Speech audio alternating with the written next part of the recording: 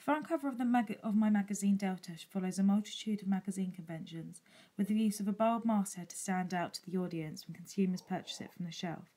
I've put it left of the page in order for it to stand out and follow the typical conventions. I've used a colour scheme consisting of greys and purples as these are commonly related to the indie genre.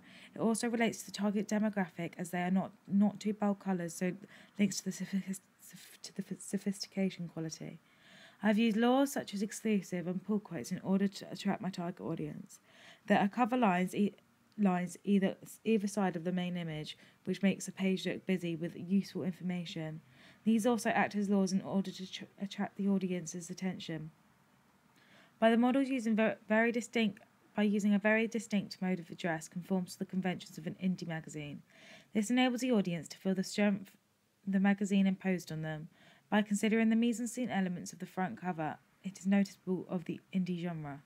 Similarly to NME, I have adopted a clear house style in order to show consistency whilst making it aesthetically pleasing for the viewer.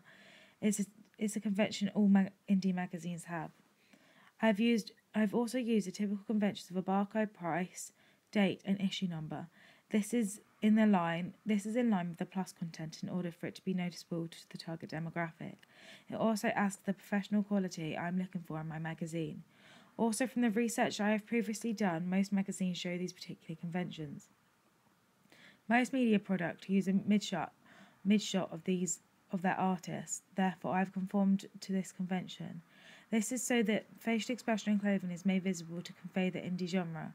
Hopefully this will attract the target demographic and shows its unique appeal. My magazine shows clear house styles, mainly greys, purples and white. These colours have been used as they represent and attract my target demographic. In order to show continuity, I have used the same three sans serif typefaces to show the informality of the genre across all 3 pages.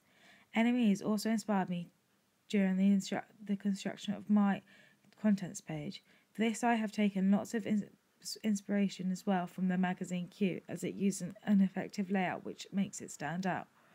I have stuck to the same house colours on this page in order for brand identity to be visible across my 3 products.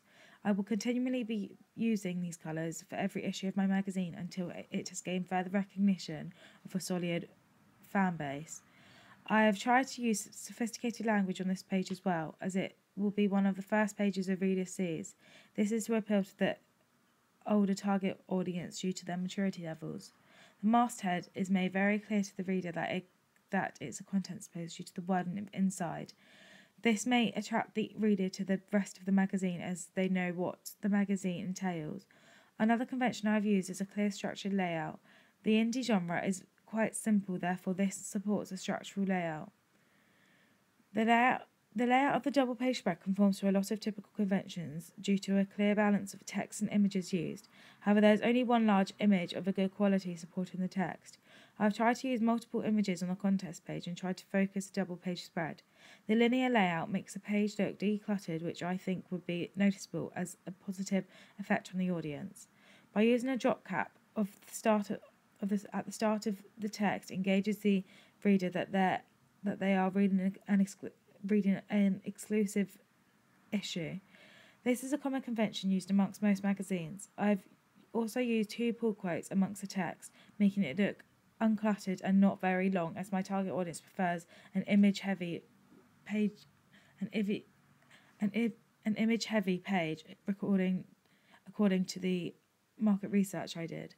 The written content of my magazine follows codes and conventions of a real indie magazine due to news, interviews with artists and information on upcoming events.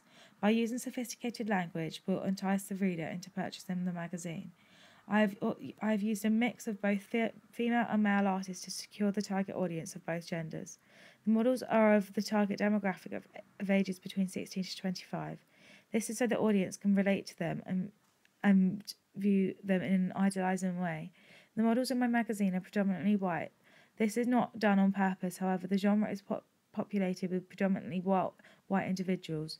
Either genres such as hip hop and R&B tend to have a large ethnic background. Therefore, if I was creating a magazine under a different genre, I would have to consider this. My magazine follows most conventions. This is shown through language, colour, images, and typefaces. I have subverted some conventions in order to differentiate my magazine in the target market.